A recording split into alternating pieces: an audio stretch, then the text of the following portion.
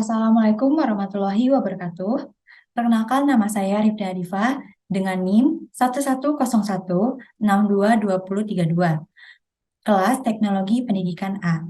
Di sini saya akan menjelaskan tentang 5 hal yang harus dipersiapkan ketika saya ingin menjadi seorang desainer pembelajaran. Sebelum itu, apa sih desainer pembelajaran itu? Desainer pembelajaran adalah seseorang yang menyusun materi atau membuat suatu pembelajaran, di mana mereka menyusun agar pembelajaran itu dapat memiliki pengalaman yang bermakna bagi peserta didik. Namun, tentunya sebagai seorang desainer pembelajaran, kita juga harus mempersiapkan beberapa hal agar desain pembelajaran yang kita buat ini dapat berjalan efektif, menarik, dan juga dapat meningkatkan motivasi dari peserta didik.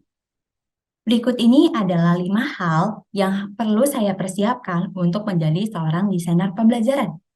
Yang pertama, saya perlu mempelajari teori, model, dan strategi dalam mendesain pembelajaran agar pembelajaran dapat berjalan secara efektif.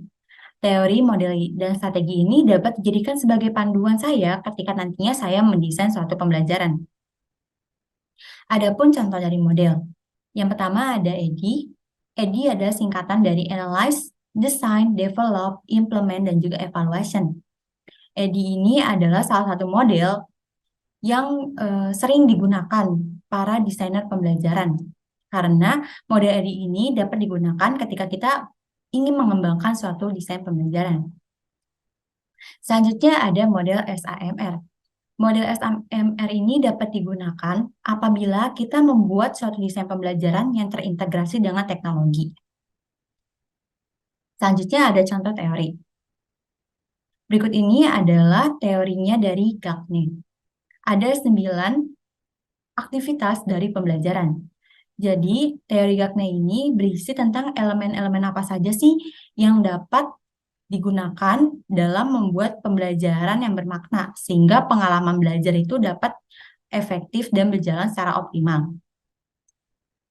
Selanjutnya ada strategi. Yang pertama di sini ada action mapping. Action mapping itu adalah pemetaan yang digunakan untuk menganalisa masalah-masalah yang terjadi ketika peserta didik itu sedang belajar atau masalah-masalah dalam pembelajaran. Selanjutnya di sini ada taksonomi Bloom. Taksonomi Bloom ini adalah tingkatan-tingkatan dari tujuan pembelajaran.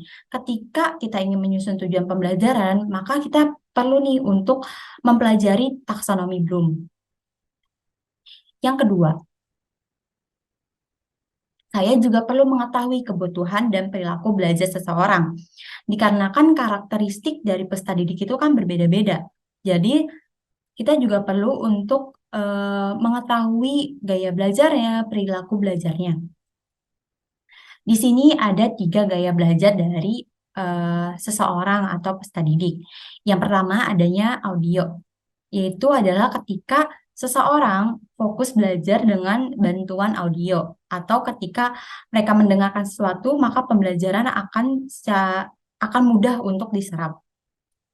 Yang kedua adalah visual, ketika seseorang belajar dengan bantuan gambar-gambar atau visual-visual. Yang ketiga, kinestetik. Kinestetik ini adalah gaya belajar siswa ketika mereka melakukan pengalaman secara langsung atau secara bergerak. Lalu yang ketiga, menguasai perkembangan teknologi. Seperti yang kita ketahui saat ini, perkembangan teknologi itu berkembang dengan sangat pesat. Otomatis para pendidik itu perlu juga menguasai aplikasi-aplikasi yang dapat digunakan untuk membuat suatu desain pembelajaran.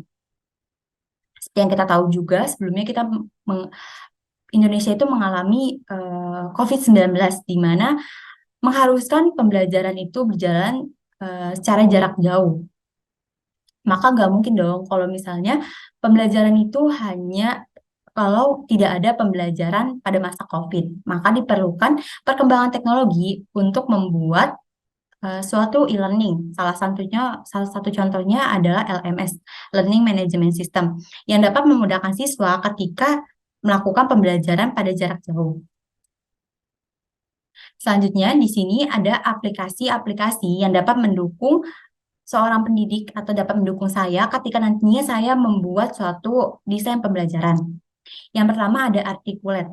Articulate Storyline ini dapat digunakan untuk membuat atau semacam membuat game pembelajaran yang nantinya desain pembelajaran itu menjadi desain pembelajaran yang interaktif dan dapat digunakan secara optimal dan harapannya dapat membantu untuk meningkatkan motivasi siswa.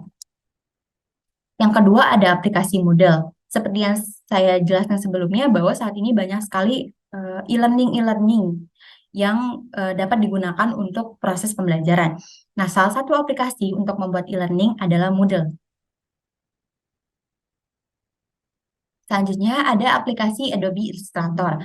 Aplikasi Adobe Illustrator ini dapat digunakan ketika nantinya saya membuat ilustrasi, poster, media dua dimensi seperti poster, slogan, atau infografis yang dapat digunakan sebagai media dalam suatu desain pembelajaran. Selanjutnya ada aplikasi Canva. Aplikasi Canva ini hampir sama dengan Adobe Illustrator. Aplikasi Canva ini dapat juga digunakan untuk membuat poster, presentasi, video, dan lain sebagainya. Yang keempat, saya juga perlu untuk mengembangkan media pembelajaran. Media pembelajaran ini digunakan sebagai sarana dalam mendukung suatu pembelajaran agar pembelajaran tidak membosankan dan juga dapat meningkatkan aktivitas dari para peserta didik.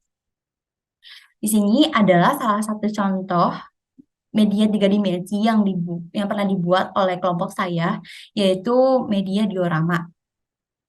Ini adalah media diorama berupa rantai makanan ekosistem laut, di mana di sini saya membuat makhluk-makhluk hidup yang digantung-gantung digantung ke dalam sebuah kardus-kardus diorama.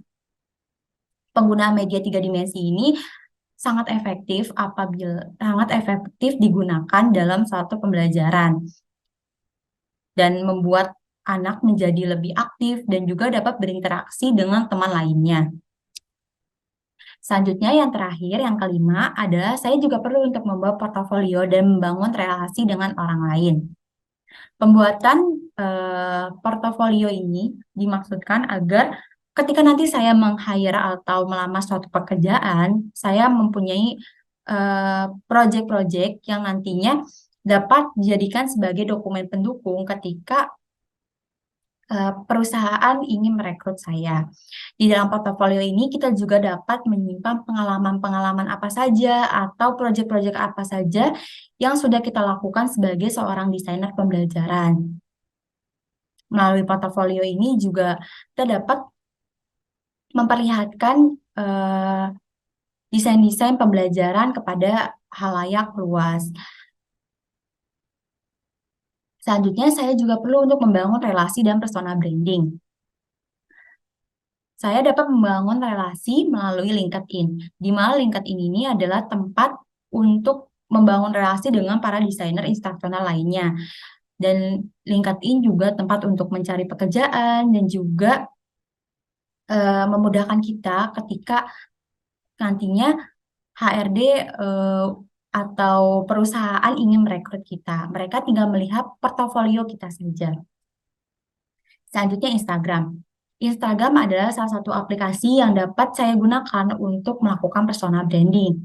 Di mana di Instagram ini kita juga dapat memposting atau mengupload portofolio atau proyek-proyek yang kita telah buat atau pengalaman-pengalaman sebagai instruksional designer yang nantinya dapat dilihat oleh halayak luas. Mungkin itu saja yang dapat saya sampaikan mengenai persiapan-persiapan saya sebelum menjadi seorang desainer pembelajaran. Sekian dari saya, kurang lebihnya mohon maaf. Wassalamualaikum warahmatullahi wabarakatuh.